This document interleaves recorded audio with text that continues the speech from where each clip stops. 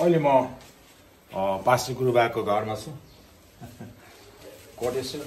अनि बहिनीले यहाँ प्रोपर अर्ग्यानिक गाउँबाट ल्याएको पिठोको रोटी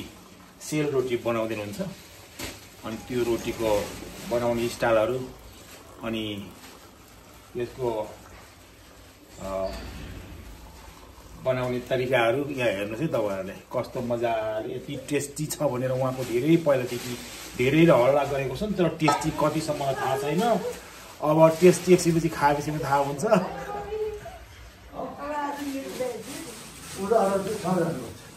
यो चाहिँ हिजै बनाएर राख्नु भयो क्या अब बहिनी हिजै बनाएर राखेर यसरी सजिलो हुन्छ बनाएर राख्यो भने चाहिँ है के को यो मकैको हो मकैको अनि मकैमा के मिसाउनु भयो अरू मकै अलिअलि काउलो लङ सुक्नु चिनीहरू त मिसाउनु भएको छैन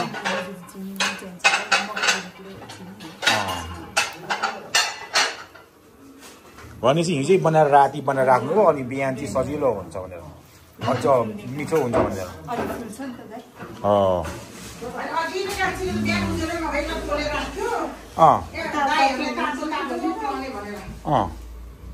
धन्यवाद परमेश्वरलाई अब भनेपछि हिजो बेलुकै तपाईँले यो सबै बनाएर राख्नुभयो लङ सुक्मेल चिनी अलिअलि अनि काउलो अनि सबै मुछेर राख्नुभयो अनि अहिले बिहान पानी हालेर फेरि त्यसलाई अलि पातलो पातलो बनाएर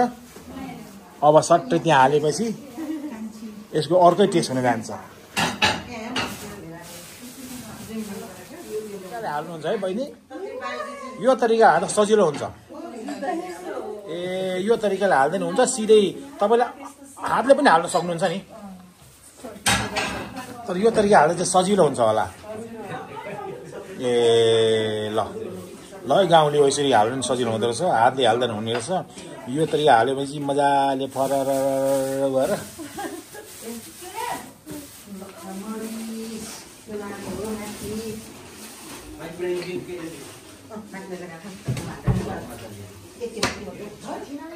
ल बहिनीले यस्तो तरिकाले यहाँनिर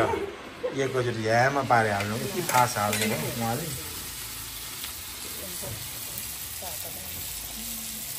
अङ्कलले उता युकेको अक्सफोर्डमा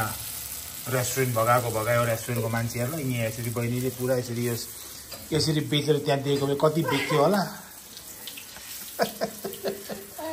ल अङ्कल तपाईँले नि हेर्नुहोस् यहाँ यस्तो छ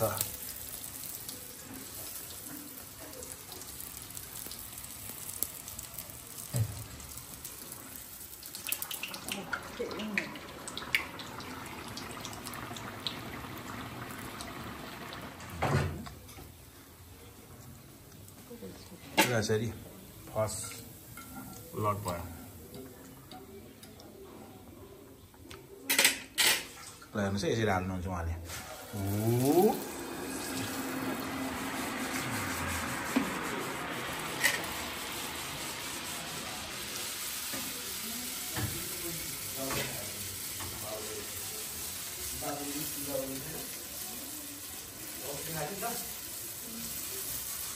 सेल रोटी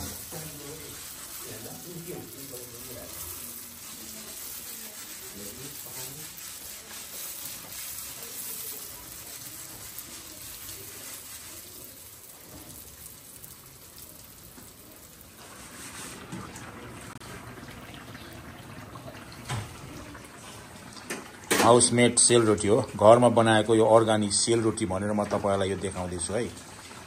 सेल रोटी त हामीले थुप्रो खान्छौं जहाँ पनि खान्छौं र सबैले पनि बनाउँछ तर उहाँ चाहिँ यहाँ बहिनीले बनाएको हाउसमेड अनि यो मकैको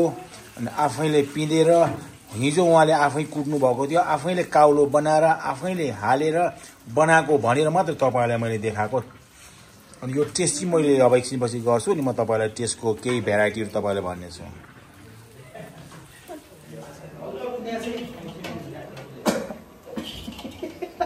यो पुरै यो चाहिँ हिजो तलबाट आगो छैन अब बहिनी छ दाइ आगो छैन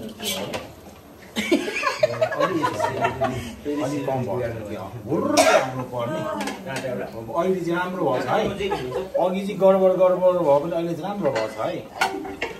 अहिले राम्रो भएको रहेछ राम्रो भएको छ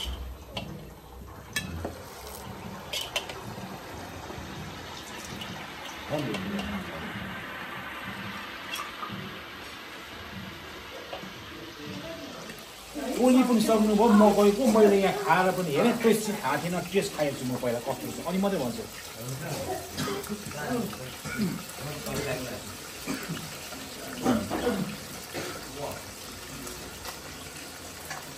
चिनी हाल्नुपर्छ है नि अरू के पो हाल्नु भयो भन्नुपर्छ नि रङ फुलमेल त्यो गर्नु आयो चिनीको टेस्ट छ गुलियो छ त्यहाँ चाहिँ एकचोटि म चाहिँ मिक्स गरेर गर्छु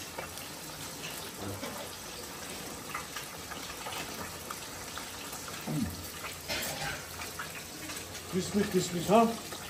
एकदम भित्र त्यस्तो कुनै पनि ह्याप्पी ग्रेभी छैन टेस्ट छ यो एउटा प्रोफेसनल भनेर चाहिँ यसरी चिनिन्छ क्या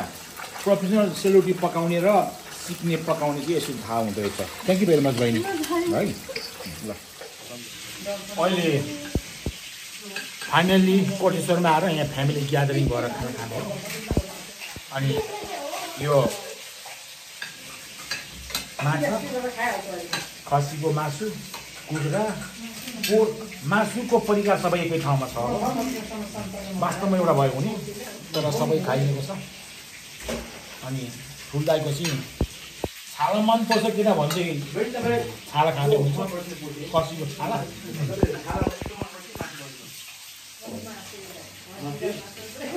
भाउजू त त्यति खानु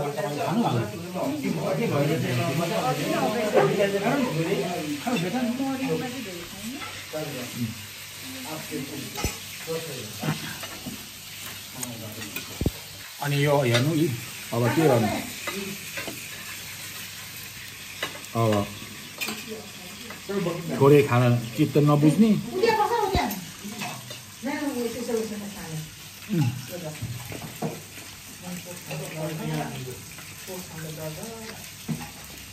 अनि यो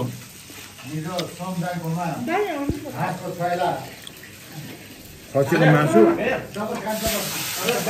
कलेजो पनि रहेछ कलेजोसँग हालिरहेछ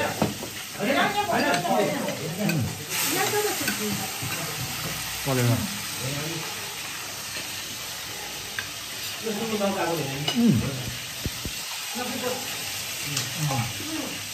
तपाईँ पनि खुवाइ त राम्रो छ है दाइ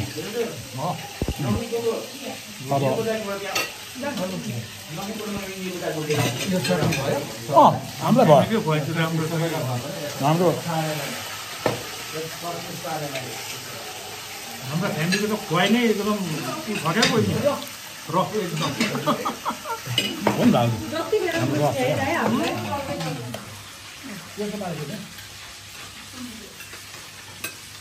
त्यसरी फाइनल्ली खाइरहेछ मासु खाऊ बेटा खाना बन्नु ल सब उसमा राम्रो र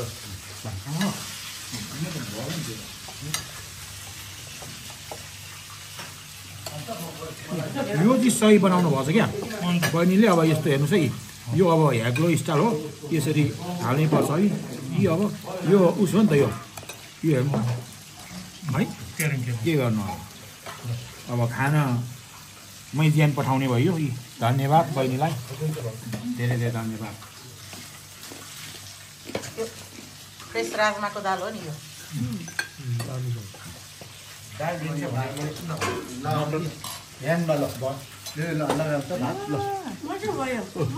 भयो अङ्कल जयमसी ल यहाँ बहिनीसँग गफा भयो यसरी खाना खाइयो हेर्नुहोस् यहाँ अब सेलरोटी पकाएर खाइयो अब त्यहाँ तपाईँ दुःख गर्दै हुन्छ थाहा छ मलाई अब प्रार्थना गर्नुहोस् हामी छिटै बहिनी सामुएलसँग यसरी हामी गफा गर्नेछौँ तपाईँको त्यो सुगर बढेको कारण थाहा भयो अङ्कल मलाई आज सुगर किन बढेको छ भन्ने कुरो मलाई थाहा भयो त्यही भएर अब अलि सुगर ठिक भयो होला अहिले चाहिँ तपाईँको ल हामी भेट्नेछौँ उता है त thank you very much see you there